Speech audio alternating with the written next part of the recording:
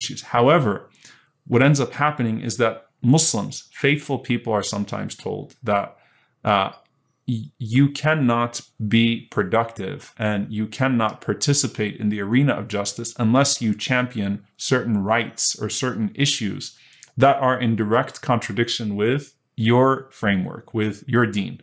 And that, I think, is a false dichotomy. I think it's a choice that Muslims should not be forced to make.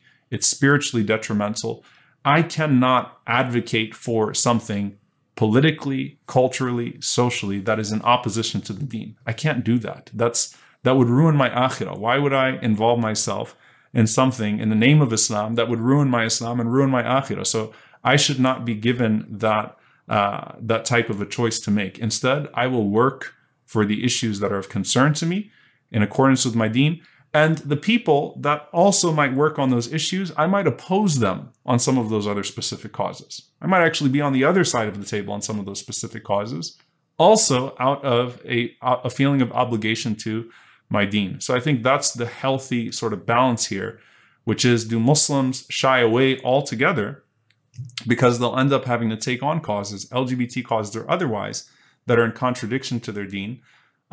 Or do Muslims work with where they can work and work with the spirit of the Prophet ﷺ, the energy of the Prophet ﷺ, the framework of the Prophet ﷺ, the hadith of the Prophet ﷺ, all of that on the issues that are of concern to us, and do such a good job at it, right? That essentially busies us and becomes our concern. And let that be, bi'idhnillahi ta'ala, our way of what the Prophet ﷺ said on as-safa, that if I was to tell you there was something on the other side that was coming to harm, you'd believe me because I'm always there for you, right? So we act out of concern for people's deen and dunya, and we don't violate our own deen in working to establish the welfare of other people in their deen or in their dunya. I appreciate, Sheikh Omar, you being unequivocal and very clear. So thank you.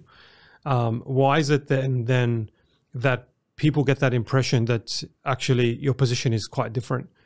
There are trolls online who, shout from the rooftops that actually that is not your position, and your position is in fact, in practice, opposite to what you just said. Well, first of all, I'm taking an oath by Allah subhanahu wa ta'ala. This is my position. So any Muslim who wants to say that I'm lying, that's their claim to that, right? So this has always been my position. Now, as for what you said, why might some get another impression? First of all, it's not for me to assume the intentions of a person that is criticized. I think some people sincerely criticize me. I really do believe that some people come out against me for what they think is my position, because of something they've come across, a video or an image or words that are wildly taken out of context.